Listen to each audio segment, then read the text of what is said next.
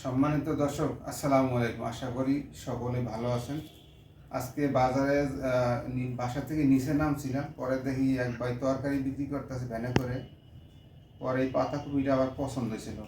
পাতাকপিটা একদম বড়ই, মোটামুটি ওজন দিছি 7 কেজির থেকে হালকা একটু কম আছে, মানে হয়তো 50 গ্রাম কম আছে, আর পুরোপুরি 7 কেজি হয় নাই। তাই পাতাকপিটা দেখে পছন্দের কারণ হলো কি, এটা আনছে একমাত্র হলো এটা দিয়া সন্ধ্যার সময় আজকে পাতাকপি পাকোড়া খাবো আর কি, আর বাদ বাকিটা আমি ভাজি খাবো, এই জন্য আনছি। আসুন তাহলে দেখি পাতাকপি পাকোড়া কীভাবে তৈরি করে, আপনারা দেখতে থাকুন তাহলে।